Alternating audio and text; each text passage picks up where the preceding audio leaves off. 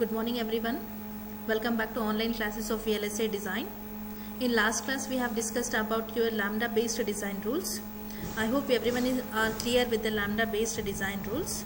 Okay, in today's class we are going to see about design rules for your contact cuts. Fine. So what are contact cuts? So why these contact cuts are very much important for your design rules? See, in last class we have seen about the lambda based design rules, means they are prefixed design rules. So how many kinds of design rules we have seen? Lambda based design rules as well as your micrometer based design rules. These are the lambda based design rules we have seen, and what should be the minimum width and what should be the difference between every layer, that is also important. We have seen that completely. Fine. So there is 2 lambda difference between what we will say a polysilicon and your polysilicon to polysilicon layer, and the width of for every diffusion should be 2 lambda, and width between the 2 diffusions should be 3 lambda and all. So these were the lambda based design rules. Now we are going to see the design rules for your contact cuts. Contact cuts are nothing but interconnection. There should be a proper interconnection between your diffusion layers, or the layers which you have used, or the terminals like gate, drain, source, or the output terminal, or the input how you are going to give. All that is very important. These are all completely depending upon your contact cuts. So there is much more important how we are going to have these contact cuts, and we are also having rules for that proper contact cuts also. We should have the proper designing rules for your contact cuts also, as to get this your designing properly. Fine. So when the contact cuts are made between the polysilicon and the diffusion in NMOS circuits, it should be recognized that there are 3 possible approaches. See what we are doing when we are making some contacts between your polysilicon and diffusion in NMOS circuits. It should be remembered that there are 3 possible approaches. Remember that the first possible approach is poly to metal, nothing but your polysilicon to metal. This is the first approach. And the second one is metal to diffusion, means this is the second approach. So this metal to diffusion is also called as your buried contact. It is called as a buried, it is not a buried, it's just a buried contact. Okay ma? So first approach is your polysilicon to metal. Second is metal to diffusion, MD, you remember like this, and that contact is called, that cut is called as your buried contact. And third one is your polysilicon to diffusion, and that is called as your butting contact. Polysilicon to diffusion using metal. What you have to do for getting this one, we have to use metal to get the contact between polysilicon to diffusion, because you have to get a layer of metal as to get the interconnection in between that one. So these are the 3 possible contact cuts. Okay, so whenever you are having the contact cuts, or you are making the contact cuts between the polysilicon and the diffusions, so if there are 3 possible approaches. First is poly to metal, then second one is metal to diffusion, which is called as buried contact, and the third one is poly to diffusion, which is called as your butting contact. So among all these 3, your buried contact has been very widely used, okay, for making the connections between metal and either of the 2 layers. The process is very simple. So that's the reason which is among these 3 which is very used. Buried contact is mostly used because the advantage is space and a reliable contact, and it is very simple to implement. At one time butting contacts are also widely used, but nowadays they are suppressed by buried contacts. Okay, why we are saying these buried contacts are widely used? Because they are consuming less space. One is the advantage of that one. They are very reliable, and it is very simple to design that contact also. So that's the reason we are saying that it is burying contact is much more used now. Okay, which is burying contact?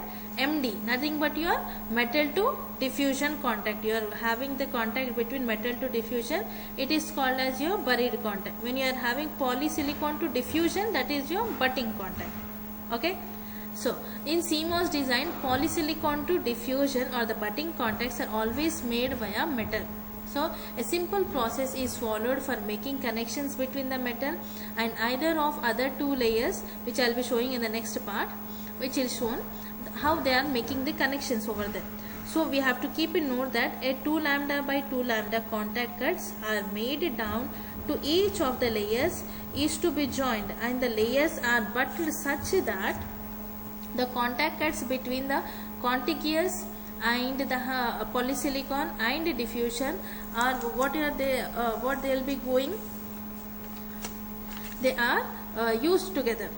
So see, it is an important note over here.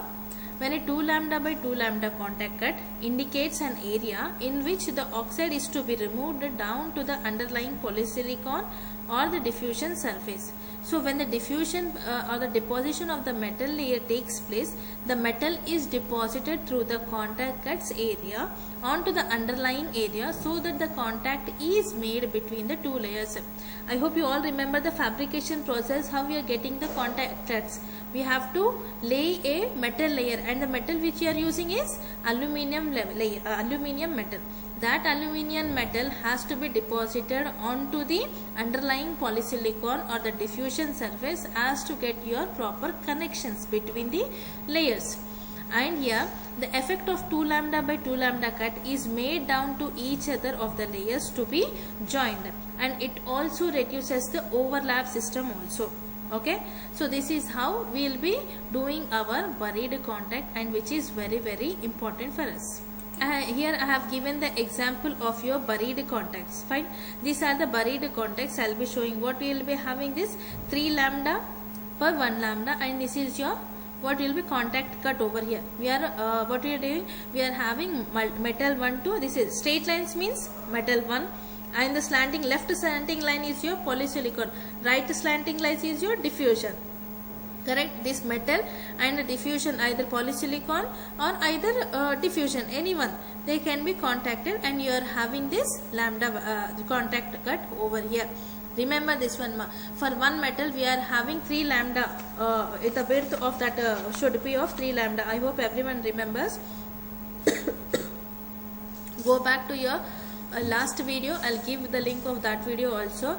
The straight lines, width of 3 lambda, and this part is called as your metal, and the left slanting lines with this is how much width will be for polysilicon, it is 2 lambda. They both are combining means we are having a contact cut. This is which contact cut we will be calling?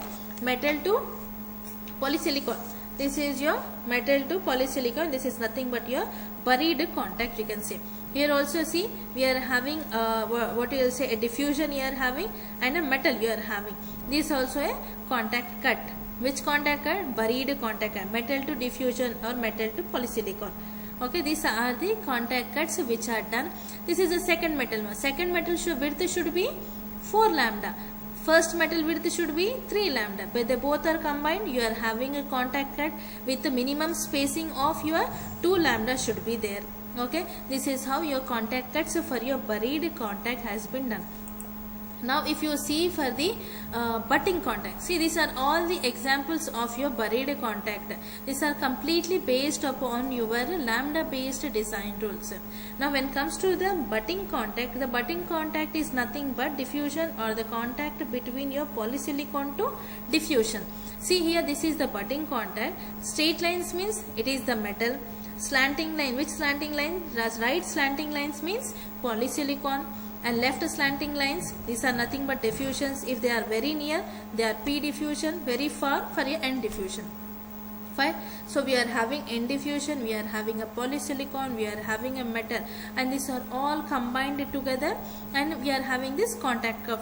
So this butting contact cut show without metal lid for the clarity. So this is the how we are not get. This is the drawback of this butting contact.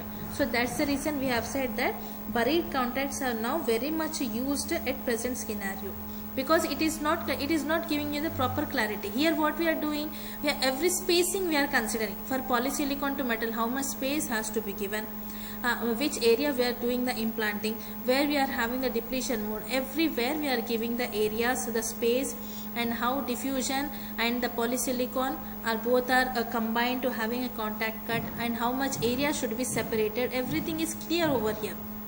Okay, here they will be obeying the separation lines. So that's the reason buried contact is much more used than that of your butting contact. Fine. So in buried contact, basically layer are joined over 2 lambda by 2 lambda area. They are all joined on the same area with buried contact extending by 1 lambda. Here you can see that one. Here all are joined together, but here what we are doing, we are giving an extension of 1 lambda. We are giving a proper spacing of 1 lambda for every layer. Here it is not done in your butting contact. In all directions, see, with, I'll repeat it once again, in buried contact basically layers are joined over 2 lambda by 2 lambda area with buried contact extending with 1 lambda. In all the directions around the contact area except the contact cut extension is increased to 2 lambda. In diffusion paths leaving the contact area. This helps to avoid the formation of unwanted transistor. So this buried contact approach is simpler compared to the others. I hope now you are clear with this. Okay, what we are doing in buried contact, we are giving the 1 lambda space for every corners, and whenever you are having a contact cut, at that contact cut we are giving special 2 lambda space area.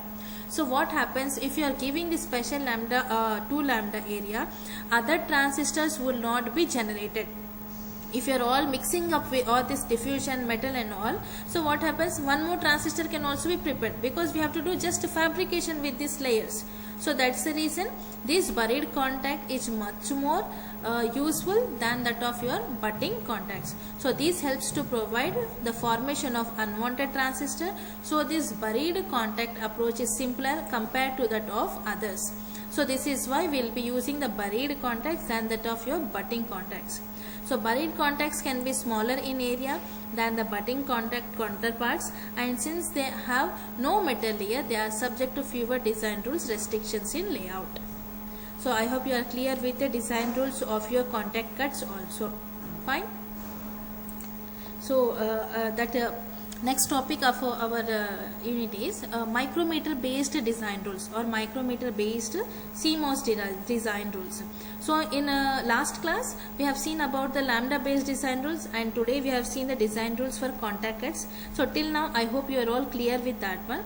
Now next, as the initial last class itself I have told that there are two kinds of design rules. One is lambda based design rules and second one is micrometer based design rule. So the second one is micrometer based design rules. So the lambda based design rules specify minimum separation between your silicon dioxide layers such as 3 lambda. How much we are giving every spacing? Mostly we are giving 3 lambda. So what lambda based design rules are specifying? Minimum separation of your thin ox or silicon dioxide region such as 3 lambda. This is also because in oxidation process, transistor from thin oxide or gate oxide to thick field oxide consumes some space, but lambda based design rule fixes the minimum value to 3 lambda. So that's the reason lambda based design rules suffer due to the rounding up of all the process. See, in the last class we have seen about the rules. I'll go to that page also. See this one. These are the layers we have already decided and we have prefixed the values. It is 3 lambda. So the difference between or the spacing between the diffusion should be 3 lambda. For metal to metal diffusion should be 3 lambda. Width also should be 2 lambda. And the width of the metal polysilicon should be of 2 lambda. Metal should be of 4 lambda or 3 lambda. These are all already fixed one. So this is also which will be consuming more space on your chip. So it is one of the drawback of the lambda based design rules because they are already fixed. These lambda based design rules are fixed with the minimum value of 3 lambda. Mostly in every diffusion or every metal differences we are giving the spacing of 2 lambda, and this lambda based design rule will be suffering because they already have rounded up their values. They have cleared, they have said that this much value has to be already given. So this much spacing should be given. So this will be suffering, means which will, so lambda based designing rules or the lambda based designing rules will be suffer due to because of rounding up of all the process. So that's the reason it is one of the drawback of your lambda based design rules. So as to avoid this drawback in this one, we are going for your next design rules, that are your micrometer based design rules. So these micrometer based design rules will be overcoming the limitations which we are having. So these are the lambda based design rules. We have seen the drawbacks of all these lambda based design rules. What you will do that are overcome by using your micrometer based design rules. So whatever the lambda based design rules, what are there? They have already fixed up. So due to the rounding up of all these values, what happens, this that will be having some drawback. As to remove that drawbacks of that particular lambda based design rules, we are going for the micrometer based design rules. So to avoid all this limitation, and we experienced VLSI designer have expanded the rules which are referred as micron based rules or micrometer based rules. What rules we are calling this one? Micron based rules or micrometer based rules. What we are going to avoid, what is lambda based design rules are also good enough, but they will be taking or consuming much more area on the chip because they have already rounded up the particular value. For every polysilicon to polysilicon, we should be having 3 lambda of space and all. So that's the reason we are going for the micron based design rules. So these micron based design rules follow all the exploitations of the process and the resources which the engineer will be providing. So how these micron based design rules will be used over here? So how mostly these micron based or micron based design rules will be used where we will be having double polysilicons or double metals. Double polysilicon in the sense, what you will be using, suppose if you consider you are going to prepare a CMOS transistor where you require a PMOS transistor and a CMOS transistor, because CMOS is the combination of P and N. So when you are combining this, for preparing an NMOS transistor, we need a polysilicon layer, we need a diffusion layers, we need metal layers. Again for PMOS, same the process. So for in CMOS, both the NMOS and CMOS means 2 metal layers, 2 diffusion layers or 2 polysilicon layers are needed. So that's the reason at particular in that conditions we are going to use these micrometer based design rules. Whenever you are having the double poly or double metal process which are supported by CMOS or BiCMOS technology, we involve several additional features such as addition of in range in colors or monochrome enhancing or encoding are used to design your chip based on these design rules. So the encoding is compatible with that already described, whereas the following extensions, we have already described some of the features, right? Now we have given some extensions to that one. So for that one, very first thing what we have done, poly 1, for the first polysilicon, if you are using, we use red color, and if you are going for the second polysilicon, we use orange color. Second polysilicon, where you will be using, I'll give example that CMOS. First you are preparing NMOS transistor. NMOS transistor is prepared by using your N-well process. Okay, so either N-well or P-well or twin tub, anyone. So there, if you are using the CMOS transistor, you are preparing a CMOS transistor. For N transistor, you are using 1 polysilicon layer. So that is shown by your red color. For PMOS transistor, we use 1 more polysilicon layer. So as to differentiate that one, what you are going to use, we are using orange color. And for diffusion, N diffusions, we are using green color. This was already said. But for P diffusion also we used to have green color. In stick diagrams we have seen that. But here for P diffusion, what we are going to use now, we are using yellow color implant. Okay, by using your what we will say micrometer based design rule. These are some of the extensions. So for encoding, we are already having compatible design rules, but for good process or good design rules, we are extending some of them. Okay, and for N-well process, we are using the brown color, and for P diffusion, yellow implant or the yellow color will be used, and we will be using pink color for P base and pale green color for the buried N plus subcollector circuit or something. Okay, added buried N plus subcollector, pale green is used, or for the pale base we will be using pink color. So this is for BiCMOS, and these are all for the N-well process or the P-well process which we are using. If you are preparing a CMOS transistor, if you are going for the N-well process, in that particular N-well you have to give the brown color, and the first polysilicon, to get the first gate of either the transistor we use red color. For the second polysilicon you use orange color. For diffusion obviously we know for green, but for P diffusion also we used to have green color, but now we have to use here yellow color. Then for the added one, what we have for the BiCMOS circuit, we will be adding N plus subcollectors, that is given as pale green, and the P base is given in the pink colors. So this is how, these are the extension of your what we will say design rules, or some of the extensions. Fine. So we will see some of the figures over here. See, same as your lambda based design rules, we are having here also. For N diffusion, you should be having thickness of your 3 micrometers. For diffusions, it should be thick of 3 micrometer, and the spacing between the two diffusions, either N diffusion or P diffusion, the thickness, the spacing between that should be of 2.5 micrometers. Okay, this is 2.5 micrometers. First you concentrate on this part, ma'am. Okay, only this part. Okay, for N diffusion or the P diffusion, the thickness should be of 3 micrometers, and the difference between these two diffusions should be of 2.5 micrometers. Right? Then next one. For the polysilicon, the first polysilicon or the second polysilicon, the spacing should be of, the width of the polysilicon layer should be 2.2 micrometers, and the spacing between the two polysilicons, was first polysilicon and the second polysilicon, it should be of 2.5 micrometers, and here you can consider 2.5 or approximately 3 micrometers also we can consider.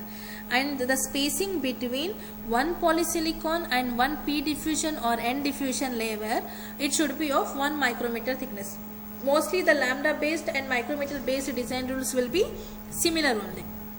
Now when it comes to the metal, the thickness of the metal layer should be here 2.5 micrometers, and first when you are using two metals, the difference between that two metals, the area should be of 2.5 micrometers.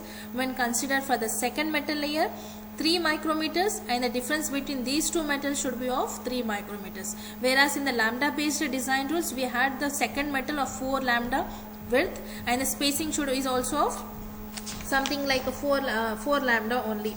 So here it has been somewhat decreased. Fine. And the metal and the polysilicon separation area should be of your 3 micrometers.